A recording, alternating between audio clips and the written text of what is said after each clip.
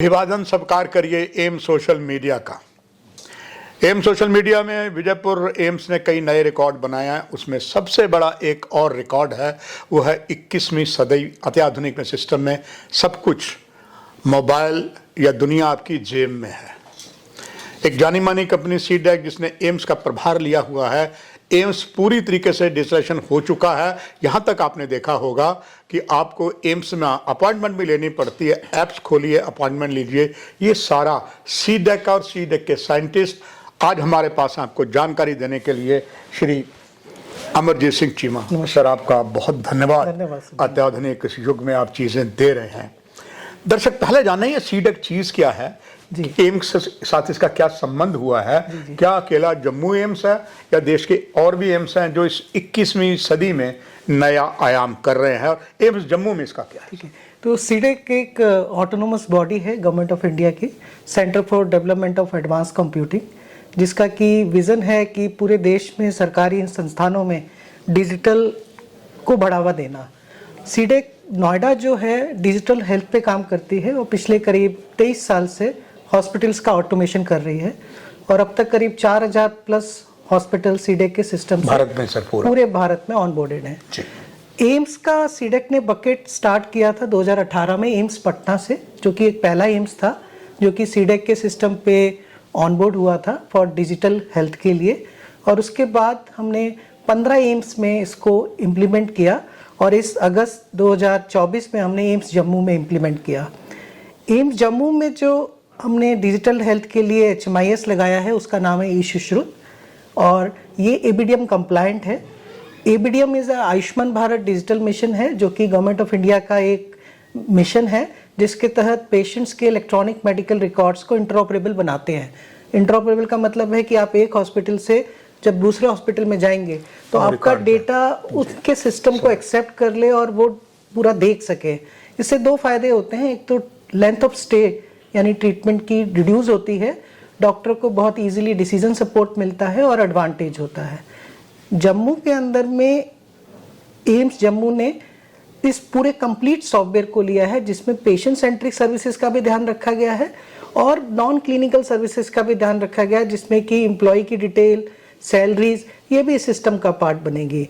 बाकी जगहों पर आधा पार्ट लिया गया है पेशेंट सेंट्रिक, लेकिन यहाँ जम्मू में शुरू से ही सारी चीज़ों का ध्यान रखते ही पूर्ण रूप से डिजिटल हेल्थ को बढ़ावा दिया जा रहा है। तो क्या हम कह सकते हैं सर कि इसका अगर श्रेय हम सबसे ज्यादा दें तो यहाँ के CEO प्रोफेसर डॉक्टर शक्ति गुप्ता को, जो नया करके आप बता रहे this is for the first time ये एम्प्लॉय के लिए भी हुआ है, ये बहुत अच्छी बात है। डॉक्टर चीमा सर, ये भी जानना चाहेंगे सर, जो जम्मू में बाकी हमारे जैसे मेडिकल कॉलेज हैं उनमें क्या, या हमारे जम्मू कश्मीर पूरे में ये अभी सुविधाएं हैं? अगर नहीं है तो आपका क्या अनुमान है, सीडेक वहां कब तक पहुंच पाएगा? जी, तो सरकार में दो मेजर सॉल्यूशंस अवेलेबल हैं, एक NIC काम करती है और एक सीडेक काम करती है, और दोनों ही गवर्नमेंट ऑफ इंडिया के अंडर में आती हैं।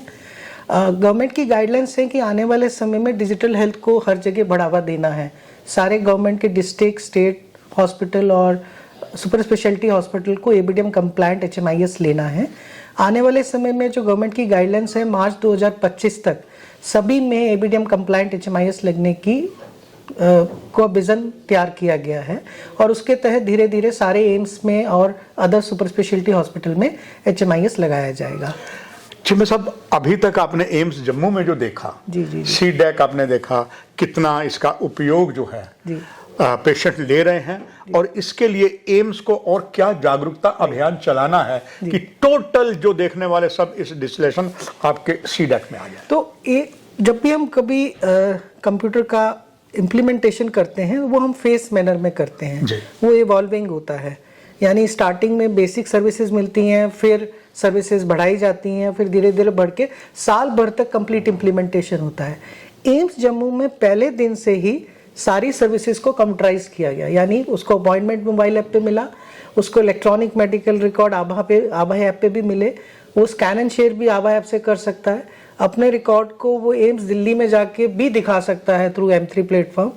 पेमेंट गेटवे से इंटीग्रेटेड है, यानी आप अगर किसी भी ऑनलाइन ऐप से पेमेंट करना चाह रहे हैं तो एम्स की ऐप को डाउनलोड करके आप ऑनलाइन पेमेंट कर सकते हैं।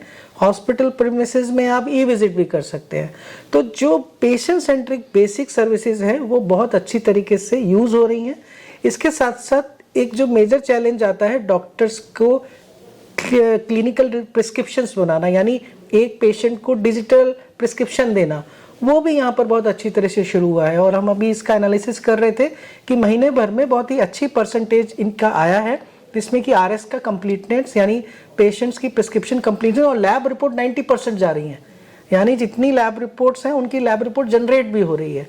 और इसमें एक अच्छी चीज़ ये है कि इन्होंने मेडिकल इक्विपमेंट्स को भी इंटरफेस कराया है, जिससे कि turn around time of lab reports का रिड्यूस होता है, जो कि विद इन 1 आवर से 2 आवर्स के अंदर में पेशेंट को लैब रिपोर्ट्स भी मिल जाती हैं। तो उसी दिन वो डॉक्टर से क्रॉस कंसल्ट करके कंप्लीट ट्रीटमेंट भी ले सकता है। अमरजीत सिंह चीमा जी, ये तो कह लीजिए कि एक आपने हथेली पर ही सरसों जमा दिया वाली कहावत को बिल्कुल सही बात है कि डिजिटल हेल्थ का अगर सही मायने से अगर देखना है तो एम्स जम्मू आने वाले 6 महीने में एक लैंडमार्क साबित हो सकता है। ये भी दर्शकों के लिए जानना चाहूँ, कोई कुछ अज्ञानी हैं या कम नॉलेज वाले हैं, वो इस ऐप का कैसे इस्तेमाल करें, और जो कुलीग है बाकी है उनको तो पता है, वो चाहूंगा दर्शकों के लिए। तो देखिए, आप लोग को पेशेंट को सबसे बड़ी दिक्कत आती है कि मुझे लाइन से बचना है, मुझे बिलिंग की लाइन से बचना है, रजिस्ट्रेशन की लाइन से बचना है।